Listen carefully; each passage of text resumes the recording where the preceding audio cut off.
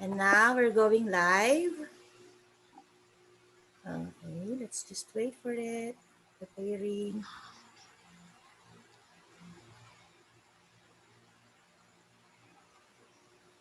Okay. Setting up. Okay, now we're live on Facebook. So good evening, everyone. Good evening, Sir M. Good evening, Sir Brian. Good evening. Good Hi. evening, Miss Gladys. Good evening, Sir Brian, and welcome back to Ielts Filipino Nurses Group. And tonight we have another lecture, Miss Gladys. Okay, so tonight we are graced again by Sir Brian to give us his expertise with regard to vocabulary lecture. So now, Sir Brian, take it away. Thank you so much, Miss Gladys. Okay, so hello everyone and welcome to my class today. I will just be putting myself on spotlight. All right. Okay, so hello everyone attending this class. Today we're going to talk about a very interesting and very intriguing topic when it comes to IELTS. But before that, I would like to show you first our dashboard here at 9.09, our IELTS Review and Tutorial Center, because most of the materials that I will be using for this class can be found in our online dashboard. So let me just share with you our platform. So this is actually our website. It's www.nineronlinereview.com. And if you go to my dashboard right here, you will be able to see all of the different courses that you're enrolled in. At this time, since we are running a promo, which is buy one, take seven, if you enrolled in one course for full price, which is 6,000 bucks, you get access to all of these courses. And I would like to just pay attention to one course, which we will be using for this class, which is this IELTS Writing Task to Media Resource, and also the Introduction to IELTS. These are free courses, by the way, so you don't have to pay anything. If you want to enroll in these courses, all you need to do is to just go to our website, which is www.nineronlinereview.com. Let me show you what else we have to offer. And this class actually, which is vocabulary for IELTS, is included in the list of classes that we have. We have vocabulary classes for IELTS, and we have plenty of these sessions available on our online dashboard. We have plenty of different lectures that you can attend apart from the live webinars that you can attend daily. We have the speaking practice, writing practice, IELTS materials, listening major, reading major, task 1 and task 2 major, speaking major, masterclass for listening, reading, writing, and the final coaching for writing and speaking. We have intensive programs as well, and the exclusive writing program where you will actually learn how to write for practically all types of letters and all types of charts, plus essays for your IELTS writing examination. So this is just a glimpse of what you're going to see on our online dashboard. And if you want to download some of the materials like the resources and the free essays, you can go ahead and visit our website and enroll in the Writing Task to Media Resource Pack, which is this course right here. This is available for all students, whether you are enrolled or not enrolled at 9.09er. So let's get started with the lesson. Okay, so today I would like to talk about a very important topic that is going to probably make eyes roll and make heads shake, definitely. All right, we're going to talk about the writing component of the test. But before, not really just the writing component, but also the speaking component of the IELTS, and we're going to talk about the vocabulary aspect of those exams. Okay, so before we get started, I would like to formally introduce myself. My name is, oh, sorry, this is not the right slide. Okay, so just give me a moment to fix this. All right, just a moment. Okay, give me a moment. I'm sorry, I actually used the wrong slides. Okay, just a second. All right, there you go. Today, we're going to talk about vocabulary, but I would like to introduce myself formally first. My name is Brian. I'm one of the communication trainers of 9.09er IELTS Review and Tutorial Center. I've been an IELTS trainer since 2010, so I have been in the business for over 10 years. I got a band 9 overall band score in IELTS, and in 2 attempts, 9.0 in literally all of the subtests of the IELTS. That's listening, reading, writing, speaking, and the overall band score. I also took the PTE academic examination in which I got 90 over 90, and I'm also a certified OET trainer. Let me show you my test results just in case you're suspicious about the authenticity of my test results. Here are my two test results for IELTS. The first one is when I got a 9 in writing and a 9 in reading.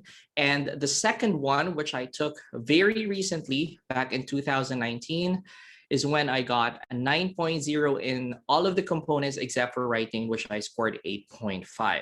You will be able to see a zoomed in version of my scores right here. Okay, so I got 9 in writing and 9 in reading the first time I took the exam. And then the second time I took the examination, a 9 in all of the components with an 8.5 in writing. But enough about me. Let's talk about you. Okay, I'd also want to show you my test results for PTE. This is a perfect score in all of the components for listening, reading, writing, and speaking, plus 90 over 90 as well, which is a perfect score for the overall or composite score. Okay, let's talk about vocabulary for a bit. I would like to discuss with you what vocabulary for IELTS is, and also if you're taking a different examination such as PTE, or maybe if you're taking TOEFL, you might also benefit from the discussion today. I know many people who are taking the examination are confused about this particular aspect. Like, most people do not know exactly what the vocabulary aspect of the examination is. And because of this misconception, most people do not really know what to do, and they keep on experimenting in the examination, trying their best to get the best scores for their exams. And most of the time, they get very disappointed because sometimes what they're trying to do are not the ones that the examiners are expecting of you.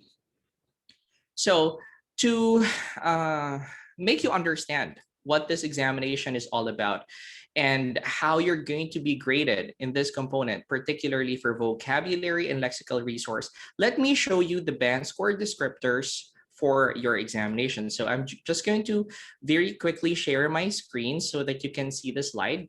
Okay, this is actually lifted from the IELTS website, where you will be able to see what the examiners are looking for when it comes to vocabulary.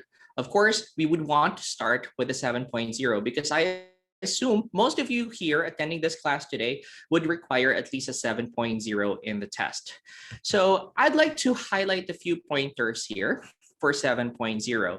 And the first parameter for you to get a 7 in your writing component, particularly for the vocabulary and lexical resource aspect, is if you're able to use a sufficient range of vocabulary to allow some flexibility and precision. I had to read that very slowly so that you'll be able to get the key points. So the keyword here is sufficient. You aren't even expected to show very good variety, just a sufficient range to allow a couple of things. First, flexibility, and secondly, we have precision. When we talk about flexibility, it means to say that you're not repeating the same words over and over again. You're not probably writing repetitive or redundant expressions. So if you've used the word once, you don't want to repeat it again. But along with that, you need to make sure that everything that you're using in the examination is appropriately placed, that it's precise according to the context or the meaning that you want to convey. Oftentimes, I see a lot of students who come to us asking us how they can get a better score in vocabulary. And when I look at their samples, they're embellished with too many idiomatic expressions or too many highfalutin language, so many of those very expressive and emotive terms, which are not required in IELTS writing. So it's the case that people have this misconception that the fancier the words they use, the higher the tendency for them to get a good score. But this is actually not the case in the exam. What's required is that you're not repeating the same words over and over again, and at the same time, you're using the words appropriately. Now, the question here is, can I repeat words in IELTS? Will that not impact my test score negatively? And the answer to that question is yes, you can, especially if there's no viable substitute or alternative to the word that you're using. So I would want to give an example here that really happened in my actual examination. In my writing task 2 back in 2019, when I scored an 8.5 in the writing component, I was asked about family. And of course, when we talk about family, we can't figure out what else to use as a synonym for it. Probably you can put relatives, but if you're talking about the immediate family, that will be inaccurate. Some people might go as far as saying it's the basic unit of the society, but that's too creative for IELTS writing. So what I did in my actual examination was to repeat the word family multiple times. And I counted 17 times. Yes, you heard me right. 17 times. Family was repeated 17 times throughout my entire essay because it's the keyword. And although I tried to use some pronouns so as not to repeat the same word, since it's a very vital word that will give meaning to my sentences and my paragraphs, I had to repeat the same word over. And guess what? I didn't score 7. I didn't get a 6.5 for that. I didn't get a 6. I scored an 8.5 in the IELTS writing component. So for those people who are saying that, oh, I can't repeat the word, I need to replace this particular word because I've used it already once, this is going to give you reassurance that words can be repeated, most especially if there's no viable alternative for it, when there's no substitute for it, if you can't find anything else that will actually fit the bill, you can repeat that particular word. Number 2, we need to, so that's number 1, okay? Can I repeat words in IELTS? Yes, you can. Number 2, can I use a lot of idiomatic expressions in the examination? Because I've heard that if I use different idiomatic expressions, that will actually lift my score for the writing component. And the answer to that question is it is inappropriate. That's why I'm going to go to the second bullet right here for 7.0, which is uses less common lexical items with some awareness of style and collocation. When we talk about less common lexical items, they are not necessarily idiomatic expressions. They're not necessarily big words. When we say less common lexical items, these are words that we don't normally use in everyday conversations. So when you're talking to your family or when you're talking to friends, you're not usually using these words. So for example, when you go to a grocery store, okay, when you go and visit the grocery store, and you find an item around the sale rack that is very, very affordable. Say, for example, it's priced 50% off. What word comes to mind automatically? What is a word that comes to mind to describe that particular item, which is at 50% discount? What comes into mind? Can you give me a word that you can think of? All right. Let me see the Facebook Live and figure out what words you're typing. Yes, cheap. It's on sale. Probably, yes, most people will say cheap, right? Cheap is a relatively common lexical item because it's a word that you will mostly use on a daily basis, like when you're talking to your friends or your family or your significant others, your loved ones. Most of the time, you'll be using cheap. That is a common lexical item. It's not to say you can't use it in the examination, but it's not really a less common lexical item. But if you say, for example, that that particular item is practical, economical, cost effective, do you know these words? Yes, but you don't use them in everyday life, right? You don't grab that box of cereals and say, oh my goodness, look at this. This is so cost effective. Like people will look at you from head to toe as if something is wrong with you because that is just not normal, right? So having said that, when you use cost effective, economical, practical in your examination, and other words that have the same meaning but not normally used on a day-to-day basis. You're already using less common lexical items. You're already complying with that requirement of IELTS for you to use less common words in the test.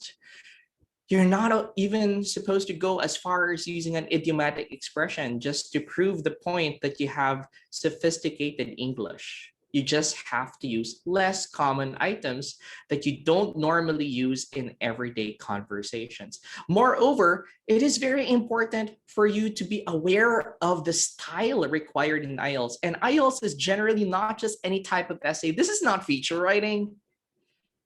This is not a creative essay. This is not a blog post of some sort. IELTS is an academic essay. And can you imagine submitting an essay that has a lot of idiomatic expressions to your professor when your professor just asked you what the benefits of hand washing are? You have silver lining, light at the end of the tunnel, a pot of gold at the end of the rainbow, just discussing the benefits of hand washing. I don't know if your professor will appreciate that, and your professor will definitely mark you down for that because that is completely unnecessary and just buying you some more words in the test. Probably boosting the number of words that you've written, but not really conveying the meaning or the context that you want to send to, or the message that you want to send to the examiner, or in this case, the marker of your paper. Okay, so it's very important to understand that the type of essay that you're writing is an academic essay. So it's very formal. It's very neutral. It shouldn't contain very strong words or very strong expressions. And at the same time, shouldn't contain a lot of idiomatic expressions because that actually makes the essay very creative and more suited for an opinion paper that you will be writing on a newspaper perhaps, or a magazine, compared to an academic essay that you will be submitting to a professor, right? So that's style right there. And number 3, this is the most important component of this particular criterion. You need to make sure that you're able to use collocations. And collocations we will discuss in more thorough detail later. These are word combinations. If you have 2 words that you combine and they create a very good impact in your examination, they make the meaning more precise, more accurate, then you get a higher score in the examination. So say, for example, you wrote extremely affordable, readily available, something like that, okay? Or perhaps if you're writing for writing task 1 academic and you wrote something like significant increase, a sharp rise, a moderate increase. So if you are able to use word combinations like that, you're able to evidence to your examiner that you're capable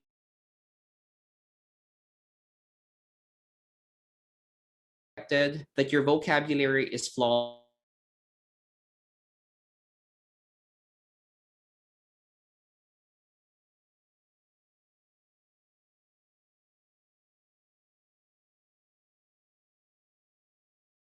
and in word formation. Yes, you heard me right. Even if some of the words are improperly spelled or improperly used, not the correct choice of words, you can still get a 7.0. And if you stay up till the end of this class, I'm going to be showing you some samples that are graded by real examiners. And I will probably be able to discuss with you what the standards are to get the scores that you want. So please stay until the end of the class. I'm going to be showing you a lot of different samples that you will learn from. Okay, right. Now, of course, some people do not really want to get a 7. Some people would want to get the higher score, like an 8.0 or maybe a 9.0 in the examination. So let me also discuss the different other, criteria for you to get a higher band in your examination, like an 8.0 or a 9.0 if you're interested to get a 9.0. Because I can tell you that I think I'm quite confident that I can share with you some tips on how to get that score because I've already gotten that score myself. Let's talk about 8.0. 8.0 is when you're using a wide range, not just a sufficient range, not a sufficient range, but a wide range of vocabulary fluently and flexibly to convey precise meanings. If everything is understood in your examination, then you get a higher score for vocabulary. If there's no confusion about a word or an expression or a phrase that you use in the examination, you get a higher score. So I always believe that in your writing examination, the clearer your writing, the higher the score. The more precise the meanings, the better the grade. Also, you're able to skillfully use uncommon lexical items, although there may be some occasional inaccuracies in word choice and collocation. So there can still be some errors when you're aiming for an 8.0. You also sometimes produce rare errors in spelling and word formation. So again, 8.0 is not a flawless performance. And I guess even 9.0 is not a flawless performance, because according to the parameters for 9.0, there's just one bullet right here. You're able to use a wide range of vocabulary, and these are the important things that you need to remember, with very natural and sophisticated control of lexical features, although rare minor errors occur, and they're considered to be slips in the exam. So I have a couple of terms that I want you to understand when it comes to a 9.0 in vocabulary. Number one, it should attract no attention. Your vocabulary is very natural. And how do you achieve that? If you're using collocations in your examination, you're able to make your meanings more precise. And you're also able to demonstrate that your vocabulary is very natural. If you write an idiomatic expression, for example, in your writing, it will not sound as if it is natural, especially if it's misplaced. Like everything else is very shallow, and then you have an idiom that pops out of nowhere. It will look as if it's very artificial. It looks as if it's rehearsed. It looks as if it's memorized, and it is not a hallmark feature of a 9.0 in your examination. So you have to have what we call sophisticated control. It's not sophistication that you're required in Ielts, but sophisticated control. Control means to say you're holding back. Just because this is the meaning that you want to convey, you're not putting all of the words that you know. Examiners, upon looking at your paper, will actually realize that you have a lot of words that you can share with the examiners, but because that particular range is not required for your Ielts or for the question that you're given, you're not using all of the words that you know. It's like singing. Sometimes when you see a contestant in a singing contest, you know that that person is very capable, or you know that that person really has all of the goods. That person can go really high and very low and has all of the dynamics and all of the style and techniques under his or her belt. But because the song requires only this amount of talent, that is what's served by the person or the contestant, because that is what's appropriate. That's also the same in writing. Examiners will know instantly upon reading a few lines of your paper that you're very capable, but you're holding back just because your Ielts writing does not require so much. Nothing could be more of an eyesore than seeing so many different expressions, cliches, motherhood statements, idioms, etc. in the examination that are totally misplaced. It ruins the reading experience of the examiner and makes them very annoyed. So please do away with idiomatic expressions, do away with cliches, with biblical passages, or anything else that you memorize in the examination. These are not going to help you to get a better score in vocabulary and lexical resource, at least for the writing component, because it might be a little bit different when we're talking about the speaking examination. So shall we proceed to the speaking examination? Do you have any questions, guys? If you do have any questions, please post your questions on the message box, and I will try to address all of your concerns in the best way I can. Okay, so if you don't have any questions, we can probably jump to the speaking criteria for vocabulary and lexical resource. Let me see if you have questions. Just post them on the message box. I know it's going to make a lot of people raise their eyebrows because this is a very controversial issue, but I'm actually telling it as it is. There's nothing holding me back from telling you the truth and what you're really required to do because I have nothing to lose. Guys, I've already gotten a 9.0 in literally all of the components of the test. Why would I lie, right? Sir, can we use all capital letters on the writing examination, computer delivered examination? I don't think that's going to be that much of an issue in the examination. IDP actually says that it shouldn't be an issue in the examination. However, it's quite questionable. Don't you think so? Because when you're typing on a computer, you're able to use your proper capitalization more effectively compared to when you're writing on paper. So that's going to be a little bit questionable as to what's the purpose of you using all capital letters on a computer delivered examination. I am not sure if the examiners are going to mark you down for that. It will probably depend on the preference of the examiner, but technically speaking, according to the parameters of grading, that shouldn't be an issue. It's just that you know that IELTS is a subjective examination insofar as it's marked by a human examiner. So there's always this tendency for them to mark you lower if they know that your intention in using all capital letters is ill. Right? Any other questions for me? Okay, so let me go ahead and talk about the vocabulary parameters for your speaking examination.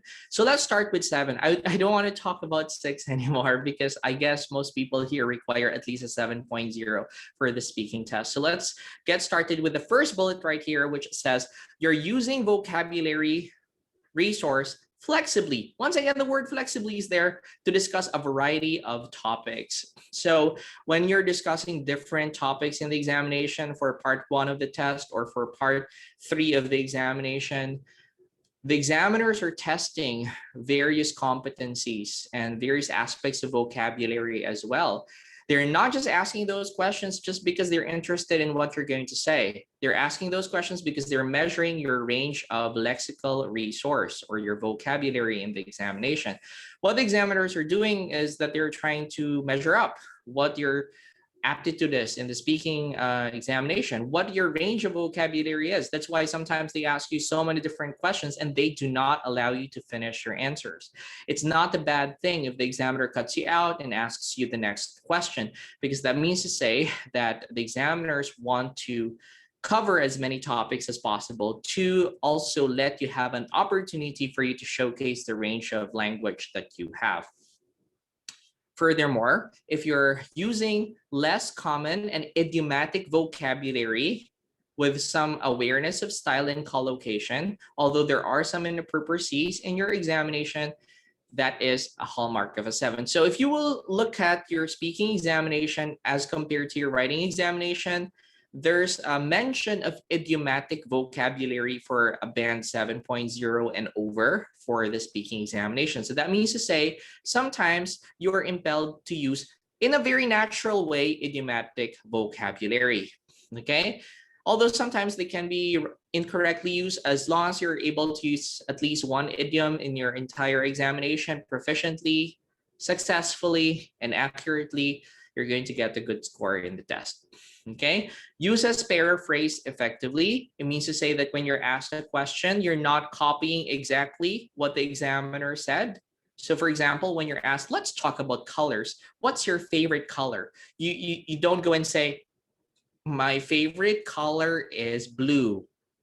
It's not that kind of answer, but you're trying to paraphrase, change up the words change up a few words so that it doesn't sound exactly the same as the question that was asked by the examiner. So for example, you'd go and say, the color that I like the most, I would consider blue my favorite color. So if you're doing that in your examination, trying to paraphrase things, you're going to get a higher score in the exam. Now, the question here is, how many idiomatic expressions should I use in the exam? Should I totally decorate my speech with idiomatic expressions? So when the examiner says, let's talk about your job. Do you like what you do at work? Should I say, honestly, I do not like my job. I do not consider it my cup of tea. In fact, I hate it very much because it's a dog eat dog world I'm in when I'm at the workplace. It's like a rat race. I need to always use my noodle. I need to be the cream of the crop. I need to learn the ropes. I need to earn my stripes. And there are a lot of wolves in sheep's clothing. And even if I want to buy a white elephant, I cannot afford one because right now I'm really feeling the pinch because of my very low salary. All right. Everything costs an arm and a leg. And I'm not really having a whale of a time. Should you respond like that in your exam? I don't know if anyone will be answering like that. You will end up somewhere else. Okay, so the examiner might call the security. Something is very wrong with you, right? I need to be very honest with you though. Did I use an idiom when I got a 9.0 in my IELTS speaking examination? I did. How many times, sir? Once. Once throughout my 11-minute conversation with my examiner, and that got me a 9.0. Initially, when I took the examination back in 2010, in which I got an 8.0, I didn't use any idiomatic expression at all from beginning till end. But I accidentally used an idiom when I took it in 2019, but only once. Yes, guys, you heard me right. Just once throughout the entire thing, and I got 9. So why do you have to memorize a lot of idioms? Why do you have to use a lot of them when one is enough for you to get a very good score? I don't know what's wrong with the people who try to memorize a lot of idiomatic expressions just to prove to the examiner that their language is sophisticated, that they have very advanced English. That is not required in the examination. Just one will be more than enough for you to get a good score. And idiomatic language doesn't necessarily have to pertain to idiomatic expressions. You can use phrasal verbs, for example. Okay, so for example, I put off my dentist appointment because I had the meeting with my doctor that time. Put off is actually idiomatic in that sense because it's a phrasal verb, not something that you will often use on a day-to-day basis. You get me? It doesn't really need to be like a high-level idiomatic expression. So for example, if you say something very casual, such as, I really need to work hard to make ends meet because right now the salary I'm earning is just enough for me to get by. That's already enough. All right. So get by is actually a phrasal verb, and then make ends meet is actually an idiomatic expression right there. So that's enough for you to get a good score. You don't really need to use a lot because that's not even required by the test. Right? Okay, so I have a lot of questions here. So I'd like to answer all of these questions. And thank you so much to the 337 Facebook Live viewers and 63 Zoom participants. Thank you so much for attending my class. I will be answering some of your questions here. So let me just run through all of the questions that I have here on Zoom. All right, so Alan is asking, sir, which is the proper way to use very close knit or very tight knit, right? Which is the proper way of using it? I mean, they are very identical, okay? Close knit or tight knit. If you're referring to a family, yes, or a relationship or a bond, then you can use both expressions. You can actually check out the collocation dictionary to know that both actually have exactly the same definition. It's just that, you know, it's a matter of a choice, the choice of words that you're um, uh, uh, yeah, demonstrating in the examination. Libin has a question. Can you tell us some idiomatic expressions that can be used in writing? None. I already mentioned a while ago that you can't use them in your examination for the reason that they are artificial and they are not academic. You do not have a sense of style, and you do not conform with the right style for writing if you're using an idiomatic expression. I'm proud to say that during my first examination, in which I got a 9.0, I never used an idiomatic expression at all and got a band 9. Miguel Labao is asking, question, good evening. Are the descriptors for speaking applicable to writing? No, they are not. That's why I'm discussing them separately. Because as I was saying a while ago, idiomatic expressions aren't supposed to be used for writing. They're supposed to be used more for the speaking subtest because they're informal and not really the right style or not really the right register for your writing examination. Some people are laughing. Right. Yeah, I know something's wrong with you if you use a lot of idiomatic expressions. Can you imagine using 20 idiomatic expressions in one response? That's just abnormal. Nobody does that, right? Okay. Speaking in a monotone leads to a low band score, of course. Okay, because that's a parameter for your pronunciation. For pronunciation, inflection, your delivery, the way you pronounce words, and the way you also get the message across through your inflection can impact your score. So if you're a very bored candidate, there will be an impression that you are not trying so hard and you're not willing to go out there to get the best results. You're not willing to go the extra mile to get the score. And that's an idiom, right? Go the extra mile. Is there any advantage if we use word stress? When you're using stress, that actually makes your language a bit more natural sounding, but accent is not required in the examination, okay? So if you feel that your American, British, or Australian accent will get you a better score than a candidate who has a neutral Filipino sounding accent, that is absolutely incorrect, okay? You should sound as if you're very interested in the examination. So you will be stressing important keywords in your speech, and that will help you to get a better score. But again, that's probably for a different discussion because today I'm actually talking about the vocabulary aspect, and that's for pronunciation and delivery. Okay, so let me look at the chat box. Do we have more questions flowing in? No, right. So that's 7.0 in the examination.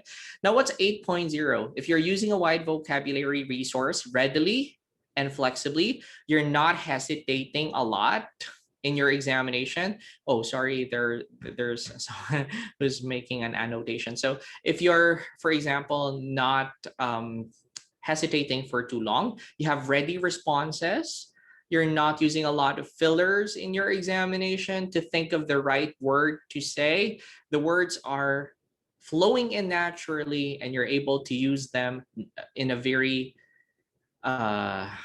strategic and very accurate manner, then you're going to get a much higher rate, much higher than a 7.0. That's probably an 8.0. You're able to flexibly convey precise meaning to the examiner, and you're able to use less common and idiomatic vocabulary skillfully, although there are still some inaccuracies. Okay. And at band 9, you're using vocabulary with full flexibility and precision in all topics. Regardless of the topic you're asked, you have something to say, you have vocabulary to access, and you're even using idiomatic language naturally and accurately. You're not overdoing things. If you're ever using an idiomatic expression, it's not forced. It's used because it's the right context. It's the right placement for that idiomatic expression. And that's going to give you a 9.0. So let's compare writing and speaking. For writing, idiomatic expressions aren't really supposed to be used because that's not going to conform or blend well with the register or the style required for writing task 2. For the speaking examination, there might be opportunities for you to use idiomatic expressions to elevate your test score and get you a better grade in the examination. But again, at least once will be more than enough for you to successfully get the score that you want in your speaking test. Okay, now I have 2017 statistics right here because I want you to know something about the writing component. Because a lot of people fear vocabulary, right? If I ask all of you today attending the session if your vocabulary is sufficient or enough for your IELTS, most of you will answer that it's not enough. Okay, most of you would say that you're not good enough, that you need to improve. But that's actually not what the numbers are telling us. right? If you will take a look at the average scores that Filipino candidates are getting in the examination for writing task 1 and writing task 2, what can you notice? Lexical resource or vocabulary is our best asset in the test. Yes, you heard me right. Vocabulary and lexical resource is the only criterion in which we excel in successfully in the examination, right? So that's the only aspect in which we are very successful in the test.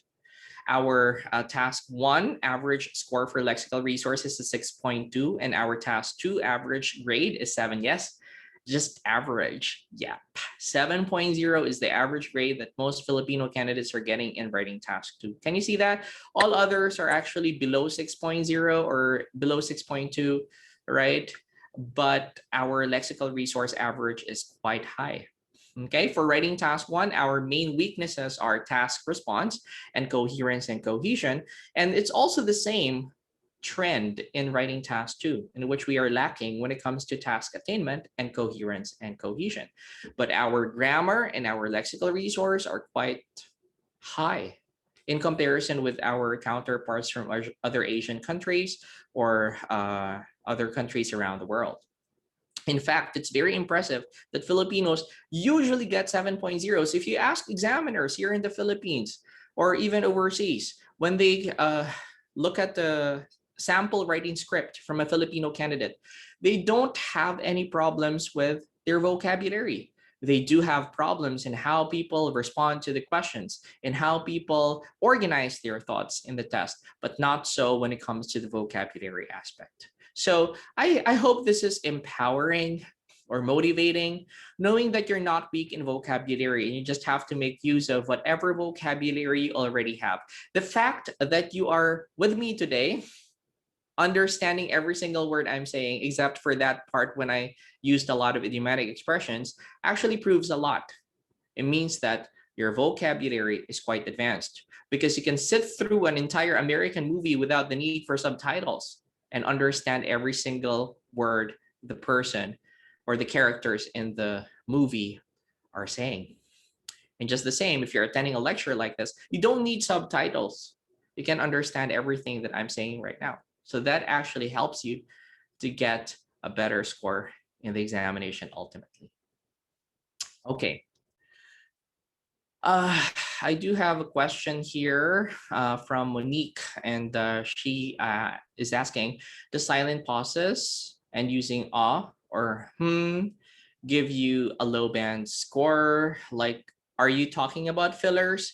Okay, let's talk about fillers for a bit. Fillers can actually impact your vocabulary score. That is correct. If you're using a lot of fillers, just because you do not know what to say, and examiners are trained to identify whether you're thinking of your answer or you're thinking of the right word to say. If it's a weakness when it comes to the language, then you get the penalty for vocabulary and also for fluency because it's not a very continuous speech.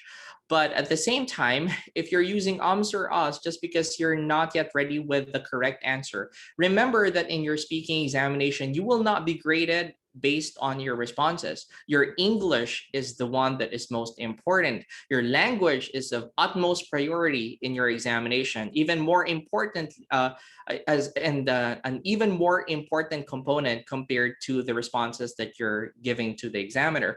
So if you're thinking of the right response and the examiner was able to deliberate or to identify that you're still not ready with the response and that's why you're using an or an then you will not get a penalty for that. But if you're habitually using fillers as connectives because you don't know what else to say or you do not know which word to access, then that's a weakness when it comes to language, and definitely the examiners will mark you down for that for both fluency and vocabulary. Okay, now if you pause for a long time, that's going to impact your fluency score because you have to have continuous speech for you to get a good score for fluency. And using or having a very long pauses in the examination or using that time for you to think of an answer, hesitating too much is a sign of poor spontaneity. You're not very spontaneous in the examination, and hesitations can really give you a mark down in the test. Okay, so now at this point, I would like to talk about vocabulary in more thorough detail. And in particular, I would be uh, placing more emphasis on collocation usage, like words that you combine to create a more accurate definition or an accurate meaning to the words that you're trying to use in the examination. So for today, I'm going to give you three types of tasks. One for task one, general training, one for task one, academic, and also one for writing task two. And I'm going to also show you some samples for the questions that we have right here. And I'm going to be highlighting as well some features that will help you to increase your test score for vocabulary and lexical resource. Okay, so let's get started with this particular task. So for this sample, we have this situation right here. You know that for general training, you will be given instructions on what to do. So you should spend about 20 minutes on this task and you will be receiving the situation. In this case, you and your family are living in rented accommodation in an English speaking country. You're not satisfied with the condition of some of the furniture. Write a letter to the landlord. In your letter, introduce yourself, explain what is wrong with the furniture, and say what action you would like the landlord to take. Write at least 150 words. You do not need to write any addresses, and begin your letter as follows: dear ... So you will have to provide a name for this one. Okay, so I have here a sample that has been marked by a real IELTS examiner. So this is actually graded officially by an examiner. And I'm going to show you some aspects of vocabulary which might help this candidate to get a pretty decent score in the IELTS writing component. So let's get started with the salutation. It says, "Dear Miss Roberts." Yes, it follows the task description and the instruction here, which is to indicate the name of the person that you're writing to. "Dear Miss Roberts, I'm your tenant from Rosewood Apartments, Unit C, along Pine Drive, and I have been renting this flat for 8 months now." Okay, that's a very clear introduction of who you are. Okay, so let's move on to the purpose. "I'm writing to complain about some of the furniture which I find to be unsightly and needing replacement." So I'd like to highlight a few. Let me just use my pointer, right? Okay, so I have here a few words. I have tenant right here, right? I have renting, and I have this flat. Remember, this is not written in the task description because the task description contains rented accommodation. It doesn't indicate that it's a flat or an apartment. And here it mentions that it is a flat for 8 months, even that, right? And then you want to complain about some of the furniture. Furniture is actually found in the task description, but that's not really that much of a problem because it is one of those things that you can repeat in the test since it's already found in the question. Okay. Which I find to be unsightly. Find unsightly. This is a good collocation, right? A word combination. Needing replacement. Okay, so as you can see, the words are pretty simple, but there's a very good range of language used in the first paragraph alone. Moreover, you will see some very good collocations in this paragraph, which is our introductory paragraph alone. We still have plenty to write. So can you imagine how many words were already used in this particular paragraph? Okay, so this is actually going to help you to get a better score in your test because you're using collocations. And it's very impressive because, you know, it's the first thing that you're writing in the examination. They say that first impressions last. So definitely this is going to give a very good and lasting impression to the examiners. Okay, moving on, as I have observed, this is a word that we have never used before. The wooden garden set in the terrace is in very poor condition. Very poor condition. The legs of the table are already severely damaged due to moisture intrusion caused by splashing rain showers. Likewise, two of the chairs in the set are already in danger of collapsing. Oh, sorry, right?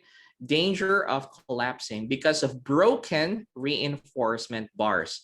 The wooden bench, I believe, is still in good condition. However, its paint is already starting to chip off, perhaps due to rainwater seeping through its surface. So as you can see here, every single detail gives us something else, something new, from moisture intrusion to broken reinforcement bars to seeping rainwater. Can you imagine the situation here? Can you envision the condition of the furniture? Most definitely, because it's very accurate, it's very precise. But are there big words used here? Not so many. Maybe intrusion is a little uncommon, or seeping maybe is uncommon for some people, but most of the words here, I'm 100% certain you understand. Let's move on to the next one. As the area where it is located is unprotected area from heavy rain showers, I suggest that you replace the garden set with one that is made of plastic but framed in stainless steel, as this is a cheaper and more durable alternative to the wooden ones. I hope that this would solve the problem. Solve what? The problem. It's a very good collocation without having to cost too much, right? And then let's end the letter. If you have any other suggestions, or if you would like to discuss this matter with me personally, please feel free to contact me via mobile at 1-604-782-999. I'm looking forward to hearing from you soon. Sincerely yours, Daniel Kim. That's actually a pretty well-written writing task for your examination. And the score of this particular sample is a band 9, as rated by an official Ielts examiner. Okay, so that's a band 9 letter for Ielts writing task 1. So as you can see here, there are plenty of words that are less common, but not necessarily big words, right? There are a lot of collocations. And when you read the entire thing, you will be able to envision what the person is talking about. Okay, so that's a very good response for Ielts, which will give you a very high score for vocabulary and lexical resource, as high as a 9.0 in the test. And as you can see here, there is not a single idiomatic expression used. We don't have idioms here. Everything is very straightforward. Everything is very direct to the point. Everything is very clearly written. Okay, so let me ask the audience if you have any questions about this one. Right? Do you have any questions about this sample for general training? Again, if you want to get access to our samples, all you need to do is to enroll at 9.09er and go to our dashboard, because this particular sample is uploaded in one of the chapters of our lessons there in your personal dashboard when you enroll at 9.09er. We have our online dashboard that you can access anytime, anywhere, 24 hours a day, 7 days a week. You can watch whatever recordings you want to watch, and you can actually access whatever lesson you want. Okay, right. So anyway, let's move on to writing task 1, academic, because I believe more people in here are aiming to get a good score in the writing component for the academic module, at least a 6.5 to a 7.0 maybe for some people. So let's go ahead and discuss writing task 1, and we're going to look at the sample as well for writing task 1 for this particular chart. Okay, so the task description here reads, the line graph shows the economic growth rates in some land. So we are talking about GNP rates here in some land. Okay, so we would see that the period was from 2000 to 2015, and there were changes in numbers. Oh, no, not really numbers. These are proportions across the 15-year period. So you would see changes in the proportions or the GNP rates of the country over the 15-year study period. Let me make this a little bit bigger for you guys so that you will see. Do we have a larger version of this? Oh, no, right? So I can't make it any bigger. So you can just probably zoom in so that you'll see a larger version of this one. So you'd see a slight increase right here, and then it went flat. Then you will see a fluctuation right here, and then it peaked right here and then went all the way down in here to actually match the figure in 2000. So you would see an increase. You will see a static trend. There was also a fluctuation in figures, and there was a sharp decline towards the end of the study. Sorry, right? There was a sharp decline towards the end of the study. All right, so let's look at the task description. It says the line graph shows the economic growth rates in some land. So let's look at the introduction for the sample here.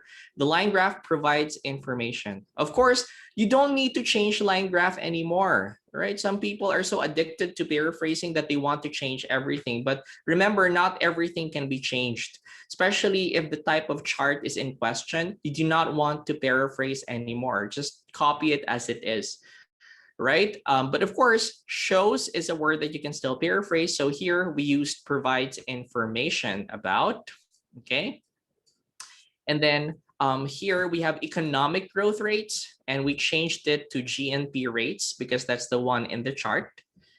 And then because we want to write 2 sentences for the introduction, we added some details, right, from the chart. The chart compares data recorded from 2000 to 2015. So we have the word compares here. We have the word data. We have the word recorded. So we just look at the introduction itself. It might look very simple, but this is actually a very sophisticated demonstration of language ability, because you will see different words used in one paragraph. Even if they're all very simple, you're able to see that this person has a very advanced language level. Okay, so let's move on to the next paragraph. Overall, right, this was never used in the chart. There were significant fluctuations in the economic growth rates of some land over the 15-year study period. It is also clear that the country was able to post the highest GNP rate in 2011, while it recorded the least in 2000 and 2015. So we have least here, highest, study period, significant fluctuations, clear, right? Some words that you might want to remember because you can use them as well in your Ielts. Okay, let's move on to the body paragraph. In detail, there was a steady increase, okay, in the economic growth rates of some land from 2000 to 2002, starting at roughly 2% in the first year of the study and reaching about 4.5% 2 years later. The latter figure remained unchanged for another 3 years before an erratic pattern was observed from 2005 to 2010. During this time, the GNP rate of the country ranged between 3.5% and 5.5%. Take note of all of those words that I'm highlighting. These are your collocations, or these are new words that we have not been able to see from the task description. They're going to help us to get a better score in the exam because they're going to show range to the examiners. Are you able to see any big words so far? Maybe the word erratic is uncommon. Yeah, but it's not really that extraordinary. It's, I would say, an uncommon lexical item. Okay, now let's move on to the final paragraph. The economic growth rate of some land reached a peak, wow, right, of approximately 8% in 2011. By comparison, this figure was over 4 times as much as that recorded in the beginning of this study. However, the GNP rate of the country declined considerably in the succeeding 4 years, sinking to a low, my goodness, of around 2% in 2015, which was almost identical to that initially documented in 2000. This is super impressive, all right? So if you will try to assess the lexical resource of this person, the words are pretty simple, but very accurately used.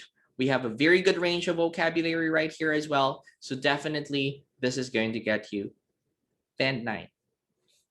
And also, if you will look at all of the other components like task response, coherence and cohesion, like how it's organized and structured, and also grammar, everything is like every little detail here is hitting all of those markers. Okay, so definitely this is going to get a very good score.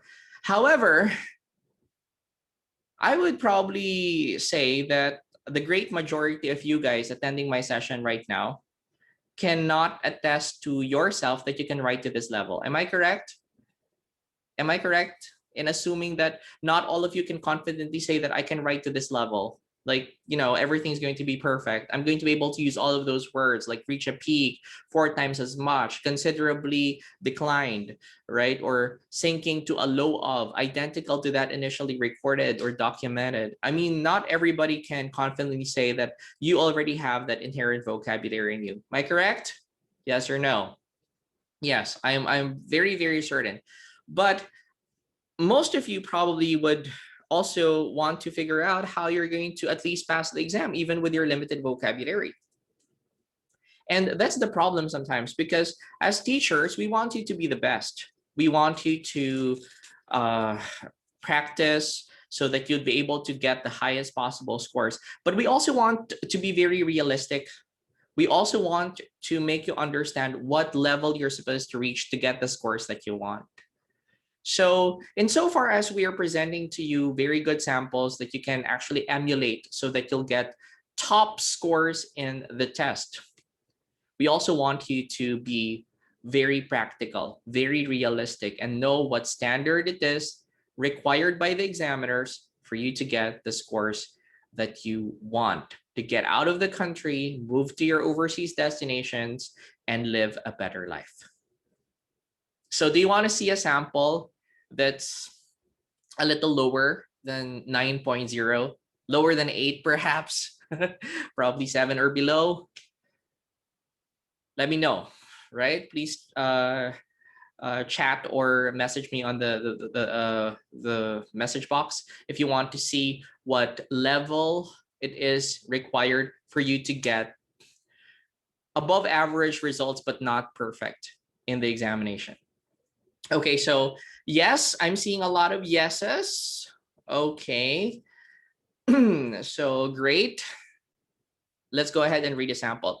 I'm sorry, but I will be reading the sample as it is, and I'm not correcting anything. Okay, I am leaving all of the errors as they are. This is an entire transcript, but this particular sample that I'll be showing you for writing task 2 was rated by an official British Council examiner. All right, so yeah, this is graded by a real examiner from British Council. So let's go ahead and read the sample. Just give me a moment, okay? I'll flash the sample, okay, using a different screen, okay? So in the meantime, if you have any questions, okay, please ask away, and I'll try to respond to all of your concerns in the best way I can. Please let me know, okay, down the comment section or through Zoom if you have any concerns, or if you're able to follow the lecture very clearly. How many attendees do we have right now? Okay, thank you so much for those who stuck around, because not everybody sticks around. All right, so we're going to talk about writing task 2. Okay, so this is a writing sample, okay, marked by a real examiner. And this one was written by a Filipino candidate. Okay, right. So this one is written by a Filipino candidate. Okay, so you can probably relate to this a bit more. You can identify yourself a bit more with this kind of writing, because this is an output that was produced by someone from the same country. Okay, so I'd like to present to you the question first, and it says, a person's worth nowadays seems to be judged according to social status and material possessions. Old-fashioned values such as honor, kindness, and trust no longer seem important. To what extent do you agree or disagree? This is a very difficult question, actually, because it's asking you to talk about so many different components, like the old-fashioned values and the social status of people and the material possessions of people. So there are many different themes in this particular question. Now let's look at the sample, and I want you to grade this particular sample. What score would you give this candidate? And let's try to calibrate Let's try to see if the score that you're going to award to this candidate is identical to the score that was really great given by an IELTS examiner to this candidate. Okay, so let's read. Okay, there are some who believes that one's importance was based on social standing and material possessions. Okay, so we have a little bit of paraphrasing right here. Sorry about that. A little bit of paraphrasing. Instead of social status, let me just use my pointer. We use social standing, and instead of what else? Material possessions was repeated. Okay, so we have believe here, although it is grammatically incorrect because some is plural. It should be believe, not believes. Okay, importance instead of judged according to or maybe social status, right? Or important. It's a little bit paraphrased here. Importance and traditional traits. Okay, so that's paraphrase as well. Old-fashioned values, traditional traits such as honor, kindness, and trust are not significant. Not significant. Okay, I'm of the opinion that people who are living in today still make fair judgment in accordance to what is inside of a person, which is their value and integrity. Okay, so there are some grammatical mistakes here. You can notice this is not really necessarily perfect. But anyway, let's read on. Due to the fast-paced life and highly competitive environment that people are living today, a lot of people were blinded by wealth. Although this may be inexplicably true, the goodness of a person still stands over any material triumph a person can have. For instance, a study in Deakin University in Australia in 2006 came across that 59% of registered voters in their educational facility voted for a student council candidate who has a record of being helpful and dignified over a candidate who's just rich and has no good values. This shows that people still give importance and prioritized good judgment. This is improperly spelled. You know, judgment is spelled without an E based on inner qualities. Okay, so let's move on to the next paragraph. In addition, nowadays, people are not anymore judged by their possessions, but by their values. Okay, judge is already in the question, possessions already in the question. Nowadays, not so. Okay, for example, a lot of gay community, I don't really think this is correct grammatically, we're get engaged and having a jubilant family. In the New York Times, 89% of the survey in 2017, we have a survey from New York Times, says, that's again a grammatical mistake, but gay's ability, and there's no possessive here, to love a person should never be based on their social rank, material ownings, and sexual preference, but should be in accordance to their ability to love indefinitely and their capability to trust and get trusted. All right. In conclusion, I'm of the opinion that one's worth should not be based on possessions, but on good values. There you go. This is actually over 250 words. If I'm not mistaken, this is a little over, right? Around 270 plus words. If I'm not mistaken, 273 words to be very precise, but I'm not sure. This is not under length, okay? Now, to all of my participants right now attending this session, please post the score of this candidate. What do you think will this candidate get from a range of 0 to 9 with half band scores in between? What would you grade this candidate? What score will you give to this person? And I'm going to reveal what the person really got in the actual examination. Okay, so go ahead and post your scores. All right, so let's take into consideration all of the errors of this person, right? And the content as well, whether it is very substantive or it just relied mostly on examples. Let's also try to figure out whether it's properly organized. Okay, is it properly organized? Does it have good paragraphing, right? Let's also take into consideration the tenses that were used here, subject-verb agreement errors, all of those things that we have discussed during the grammar lecture. and factor all of those in and try to award a fair score that you would be giving to this candidate who wrote this essay with all of those grammatical errors and whatnot. Okay, so some people are giving it a 7, some people are giving it an 8. Wow, so generous, right? Some people, anyone who's giving it a lower grade than 7, okay, so 8, right? 7, 7.5. All right, so we are, looking at a very wide range here, right? So we do have some people who are giving this a 6.5. Yeah, very reasonable. Okay. Now, let me show you something else. And I'm not going to reveal yet the grade of this candidate. I'm going to show you something else. So just give me a moment as I flash another sample. All right. And I want you to give me the score for that candidate. So just give me a second as I pull up my other slide. All right, so just keep the scores coming. Just type the scores and send them to me. I want to know what your assessment is, right? I want to know what this candidate could potentially get in the examination. Okay, right. So we do have plenty of people giving us different scores. Okay, all right. Fair enough. So we have a good range of 6.5 all the way up to an 8.5 or an 8.0. Yeah, that's a pretty wide range of scores. So I'm of the impression that not everyone knows exactly how people are graded in the test. All right. Okay. Let's try to look at another sample. Okay. And try to assess what this candidate would get. Right.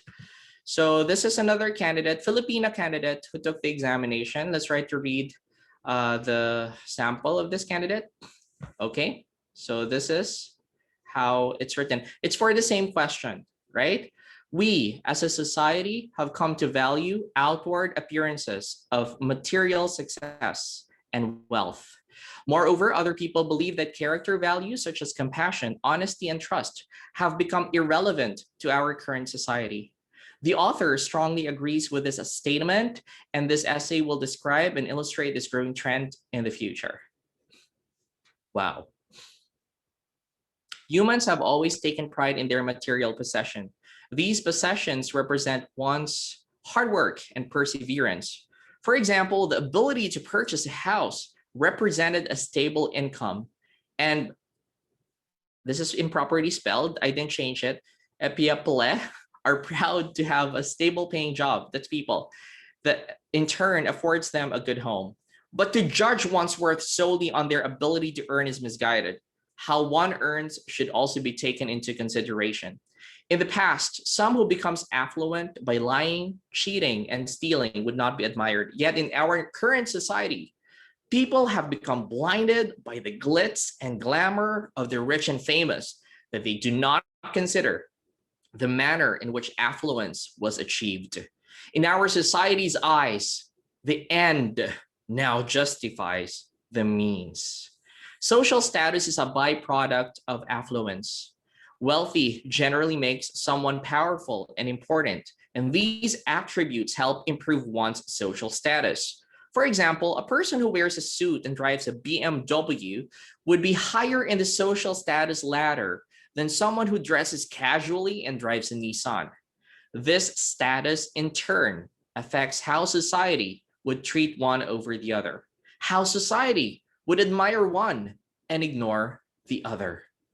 In previous generations, character would determine one's status in the community. Now, people make judgments in character based on superficial signs of one's social status.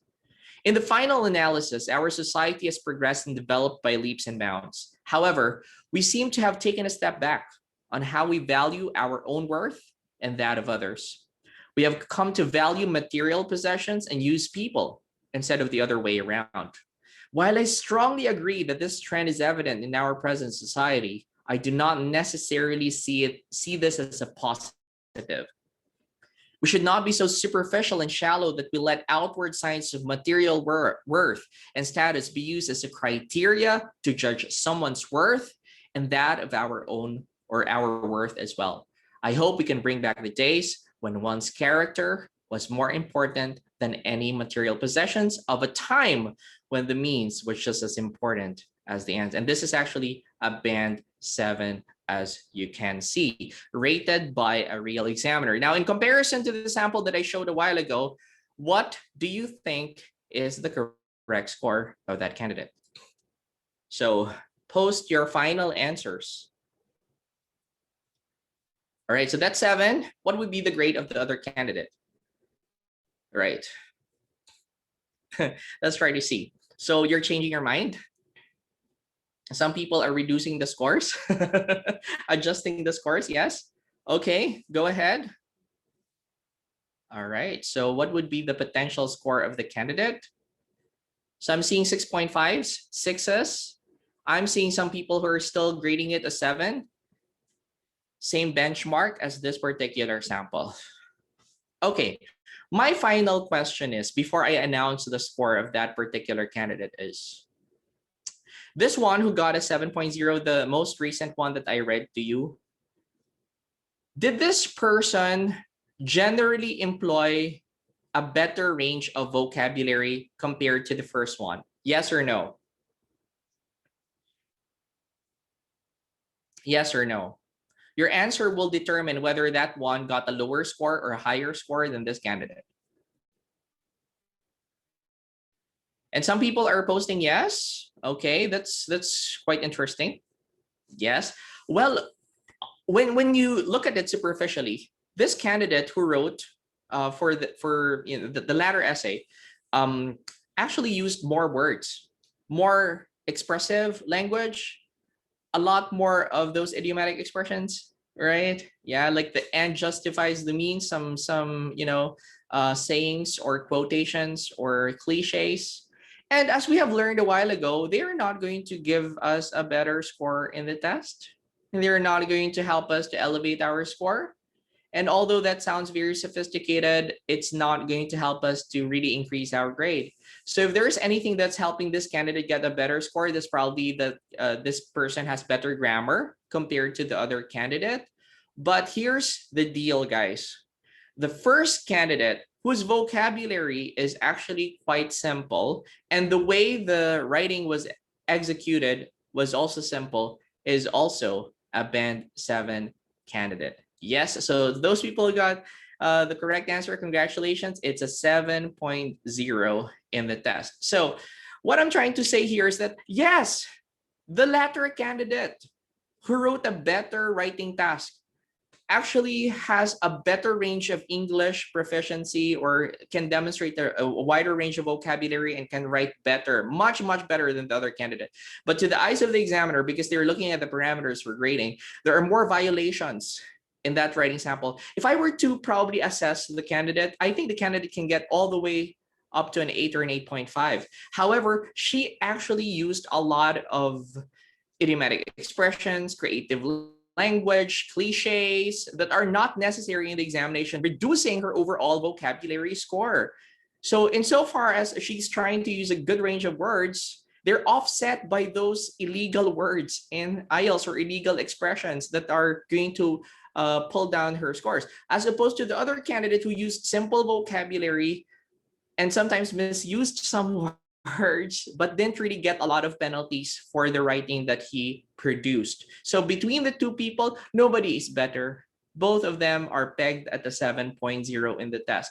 So you can be that candidate who's not really that proficient in grammar, not so proficient when it comes to the answer, not so creative when it comes to writing. You might not be the smartest or the brightest in class, and you can get the score that your smartest, most intelligent classmate can get in the IELTS, because you're being graded based on the parameters of grading and you have to comply with them.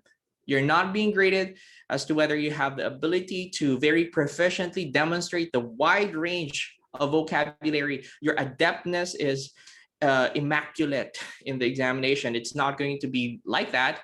What's the basis for your score?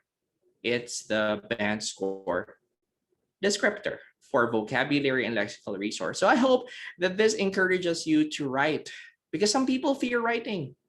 when you're writing for your examination. You don't want to continue writing because you feel that you're inadequate. You feel like your vocabulary is never going to cut it in the examination, that you'll never be able to write something of worth in the test. But I want to encourage everyone to write, because the vocabulary that you have is more than sufficient for you to get a good score. If you can write to the same level as the first candidate I flashed for writing task 2, then you can get the score that you desire in the examination, 7.0 or even greater. If you have a better range of vocabulary or better grammar than that person, definitely you deserve a higher score. It's not rocket science. It's not so difficult. You just have to make sure that you're complying with the band score descriptors that we have discussed early on in this session. Okay, so if you have any more questions for me, and if you found this useful, then please like this video, all right? Or post your comments down below. I will try to answer as many questions as I can during the session. That's my short vocabulary video or vocabulary session for you guys. And I hope to see you in future sessions here at IFNG. If you have questions, please post them now. I'll try to answer them. And I hope this makes you realize a lot of things, because at the end of the day, our goal in the examination is not really to impress the examiners, but to pass. Our goal is to clear the test, get out of this country, move to an overseas destination, and find a better opportunity for yourself to have an enriching and life-changing experience. Okay, right. So any questions, guys? Right. So questions. So Jared says, this is encouraging. Thank you so much, Sir Brian. How about the rest? So Vic has a question. What a way to boost confidence in writing. It's not a question, but the comment. I'm always looking forward to webinars by Brian. Brainy Brian 9.0. Thank you so much, guys, for the appreciation and love. All right. Thank you so much to all of those who attended today. I hope that this propels you to write and to continue doing what you do, knowing that you are able and your vocabulary is sufficient for the test. Okay. We are going to have more sessions, definitely, in the future, right? So I'm going to be seeing you in future sessions here at IFNG. Yeah. And hopefully we'll be able to talk about more aspects and also discuss more thoroughly how we are going to achieve our scores, not only for the writing component, but for the speaking component as well. All right, this is a big step in facing my writing woes. Okay, good comment there from James Bautista. Right, is it appropriate to say and also? Well, yeah, that's a little redundant, my dear. But in speaking, that's not so much of a problem, because colloquialisms or expressions that are colloquial in the speaking examination, such as and so, right, are acceptable. Not so much for writing, I guess. You might want to use a more appropriate term for that, like in addition or furthermore or moreover on top of that. These are some options that you can use for writing, but for speaking, it's not really that much of a problem.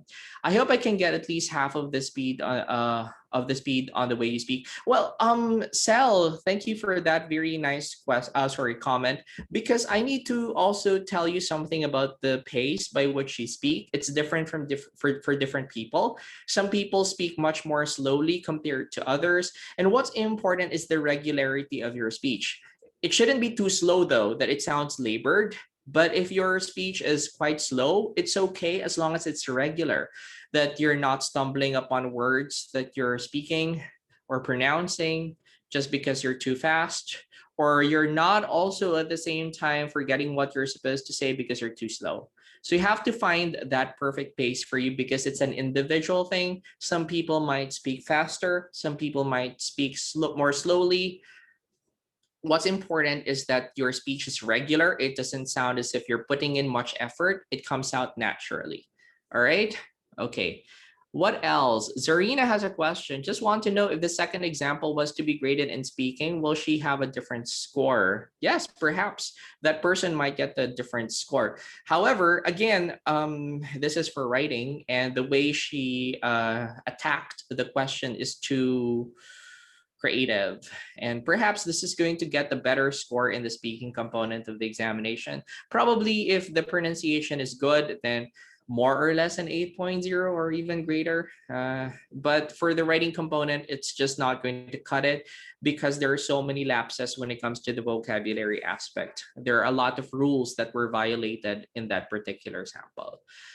How about proper pronunciation, sir? I think that's for a different session. So hopefully we'll be able to discuss that, or another lecturer might come in and start discussing with you what pronunciation is for your examination, because today we are focused on the vocabulary aspect. But to give you probably quick background information about pronunciation and delivery, it's divided into two.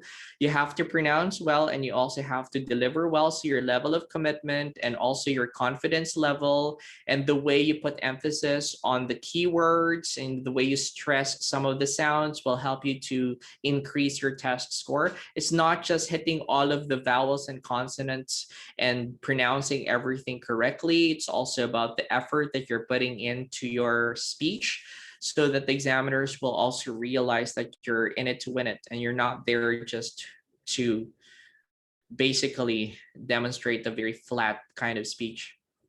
Okay, and you don't need an accent, by the way, guys. So this accent is in like more than enough for you to get a good score, even if you sound a little local like Filipino. As long as it's neutral sounding, it doesn't have to be American, British, or Australian, you're still going to get a very good score, most definitely. All right, so is it possible to send a writing task for you to assess? Unfortunately, that will be part of the paid service of 9.09er. Here at 9.09er, we have 24-hour coaching for writing, but maybe you could suggest with the admin what we can do about that. And maybe we can do like a quick checking session. But of course, we can't offer that service to everyone because that's a paid service. All right. Thank you, sir. This webinar is very informative. Thank you, Miguel. Clarice Dap Vergara Corpus has a question. What are the best linking words to use for writing task 1 and writing task 2 that cannot be used for speaking? That's very interesting because many of the transitional devices that you can use in writing can also be used for the speaking component, such as in addition or additionally. But there are words that are for argumentative writing, such as when you use, for example, furthermore or moreover or in conclusion. You wouldn't actually use them in the speaking examination. And for writing task 1, especially for your report writing examination, there are some, transitional devices, and some of which we have covered a while ago, like meanwhile or by comparison or overall. These are some transitional devices that you can probably use for writing task 1 alone, because that's the kind of transitional devices that you should be using for this genre of writing. And writing task is a different genre, and speaking is also a different genre altogether. So you have to know what transitional signals or signposts you can use for different types of tasks for your exam. Task 1, task 2, speaking. Okay, thank you, sir. According to Cell, LV has a question. Oh no, not a question, but thank you, sir, for sharing your wisdom to us. Okay, thank you so much as well for attending. And Marian has a question. Sir, do you think speaking is less strict in terms of some word usage as long as it is used naturally compared to writing, which is focused more on the rules in formal writing? Uh, I'm not sure if I understood your question right. You are talking about word usage. I think they're like speaking is not stricter, and speaking is not necessarily looser as well when it comes to usage, because usage should be appropriate regardless of the task, whether it is writing or speaking. Probably it is less formal when you're using the language for speaking. A purposely in the speaking examination will involve using less formal language compared to more formal language that you would otherwise be using for the writing test. But still, that's a part of the accuracy of your speech. So I guess it's not less strict, but it's the genre of the examination telling you that you need to be using more conversational speech compared to more formal language. But it doesn't necessarily mean to say that the speaking examination is easier just because you can use informal language, because sometimes you're using too formal of a speech in your speaking examination and it's inappropriate, and you get markdowns for that as well. So you have to carefully study the different tasks and what you're required to do by reading the band score descriptors over and over again until you understand every single bit of those band score descriptors, because that's how you're going to be graded in the test. Okay. So Tims and Alan, thank you for tonight, sir. Good night. Okay, some people are starting to leave. If the word count exceeds 300 words for task 2, will it receive a higher band score? No, that is not true. Even if you write 270 words only, you're still going to get a good score as long as everything is actually properly written. Word count doesn't have an impact. The word count doesn't have an impact on your overall score, because you can be writing something very lengthy, but it's off topic. And you can be writing something that's very terse or very short, or a bit summarized, but you're getting to the point, right? So length is not the parameter. Okay. And usually at 9.09er, we advise our students to write around 270 words to 320 words, not over, because it's harder to edit your paper when it's very long. If you have 400 words, for example, or 500 in your examination, it will be very hard for you to edit it out within the time that's allotted in the test. You have to always realize that you are bound by the time limit in the examination. You have to make sure to finish everything within the given amount of time. Any recommended movies to watch for improving our vocabulary in speaking? No, I don't really suggest watching films, because films can be a little bit contrived. So if you watch movies, sometimes they are not true to life. The language that they use in movies is different from the language that we use in real life, even in your local language, right? When you watch a movie, and in Tagalog, like the words that they use in the movie and the phrases that they use, the way they say things is different from how it is in real life. So I will recommend that you watch reality TV shows, for example, the interviews or the confessionals, right? If you watch those things, you're going to be able to assimilate the kind of language that they're using, especially for the speaking examination. That's how you're supposed to speak, because it's more natural. It's also more true to life. It's closer to how people really talk in real life. Okay, right. Maria J. I'm always looking forward to Sir Brian's lecture in Niner webinar. Thank you so much. Right. So yes, documentaries can also help you to increase your aptitude to take the speaking examination, because definitely it's more natural compared to movies or series. Okay. I appreciate you sharing us your personal knowledge and insights. Thank you. You're welcome. You're very welcome, right? And I hope I'll be able to do more sessions like this in the future. All right. Any more questions, guys? Okay. And yeah, Facebook viewers, do you have any questions? Please post your questions. How to be you, sir? How to be you? You don't have to be the smartest person in class. I've never been a part of the college paper. I tried, but I was never accepted both in high school and in college.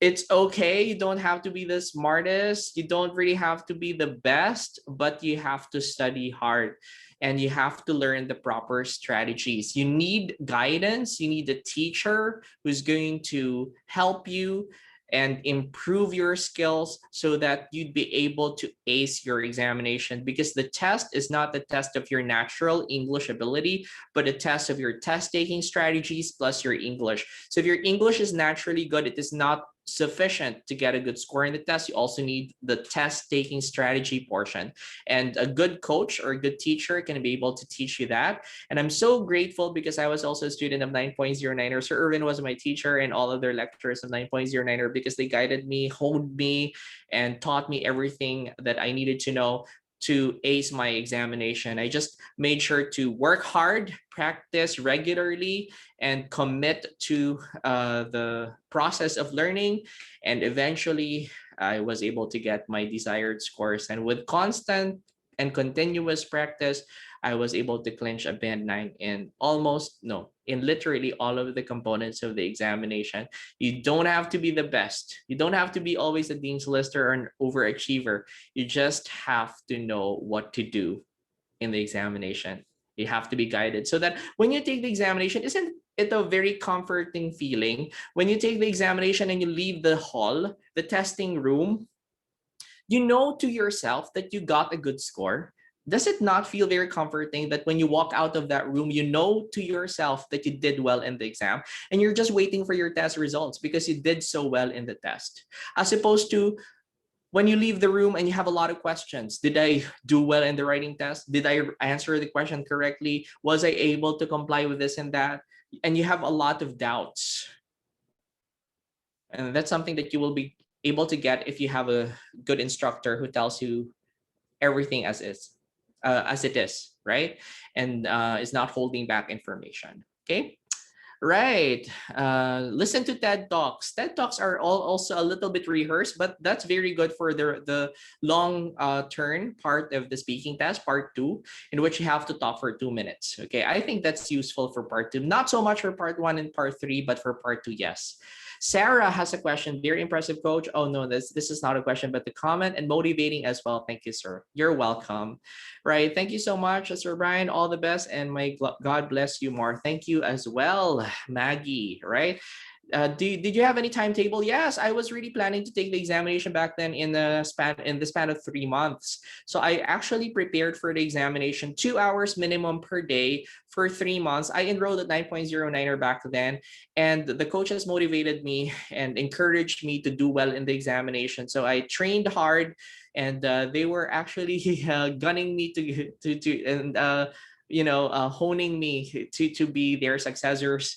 They all got band 9 in the examination. So that extra push and pressure actually helped me to get a good score in the examination. I studied 2 to 3 hours daily for 3 straight months, but I got a pretty decent score in the examination. 9 in reading, 9 in writing, 8.5 in listening, and an 8.0 in speaking with an 8.5 overall band score. And I got a band 9 in my recent examination as well in all of the components except for writing. So that's actually very fulfilling, right? So you have to have a timetable because you can't just have an open-ended schedule and say that, after 1 year, I will have already passed the exam. That's a very vague target. You should set a target for yourself so that you'll be more driven. If you're always procrastinating and you're always waiting for your opportunity to shine, that opportunity might not come to you. And you might have a lot of regrets, especially because it's very competitive going abroad. You have to not only get good results, but you have to also meet the quota, or you have to get into the entry pool for express entry, for example, during the period that is required. And it's very, very, very competitive. Sometimes there are no open opportunities anymore since some countries close. So, strike while the iron is hot. While the opportunity is there, you have to get yourself driven, motivated, and focus on your IELTS preparation. Whether you prepare by yourself or with the help of a review center, it is very important that you have a timetable for yourself and you have a deadline for yourself. Because the opportunities are not forever. They say you can chase your dreams anytime. I don't believe that. I feel that there are deadlines in life. And sometimes you'll be too old and it might be too late for you to chase your dreams. So while you have the opportunity to reach the pinnacle of your ambitions, go ahead and strive hard for you to get that test result and get yourself and your visa process up and going. Okay? Any recommendation on how to be calm during the speaking examination? It is very important that you face people all the time and you practice for the speaking examination all the time. It is very important that you train yourself to tackle the examination multiple times, because if you've never been exposed to the examination previously and you're taking it for the first time, there will be a lot of nerves involved. You will be very, very tense and very, very anxious. So to reduce that level of anxiety, you have to expose yourself to the speaking examination so many times. And I guess here in IFNG, you have a lot of opportunities to do that. Okay. All right. So 5,000 cap from the government. Yeah. Thankfully for UK, they're exempted. Okay. Sir, you always have the amazing strategies which guide me personally to retain those helpful information. Thank you. Thank you so much. All right. A very substantial lecture and I learned a lot. Thank you so much for all of your positive remarks and comments. So I guess that's it for tonight. Admin, hello. Right. So Hello. yes, Sir Brian. Yes. Thank you so I much think for allowing me. everyone Yeah, I Yeah. think everyone put in the type in the chat box or in Facebook comment hashtag Brainy Brian for tonight. If you want this to share, and let's make this trend. Okay, for tonight. Okay. Yes, So yeah, please do. before Right, we share this to your friends. Share this to yes, your family members who will be taking the IELTS as well, or any English examination for that matter. This will be a very immensely helpful session for them, and yeah, it's absolutely free, right? Okay. yeah. So, admin, And yeah, hi. I just had one. I have Oh, one sure. realization. Maybe we are some of the members are on the same boat with me. While Uh-huh. watching your lecture, especially highlighting all those errors, well, actually, I didn't understand how to check this. So, guys, if you are same with me, you really need an expert to check your writings. So, with that, you need to look for a reviewer or coaches. So if you like Sir Brian, you can contact IFNG or directly to Niner. Right? That is, Yes, correct. So if you enjoyed this session, you can also watch it again. After this live session, you can watch it on our page and on our YouTube channel. So I think that's it. So, Sir Jeff? so yeah. So you can share this video and you can save it. Hashtag BrainyBrian 9.0. So Please yeah, post. looking forward again for another lecture. Have a good So we're night. looking for another Bye, lecture, guys. Sir Have a Brian. great day, So everyone. Thank you, Sir on Brian behalf and of Niner, Sir IFNG, Irvin. thank you, Sir Brian, and Thank you see so you. much, Bye. IFNG, as Okay, well. Mr. M. Right. See you guys Sir soon. M, take Take care. care. Take care. Bye. Bye.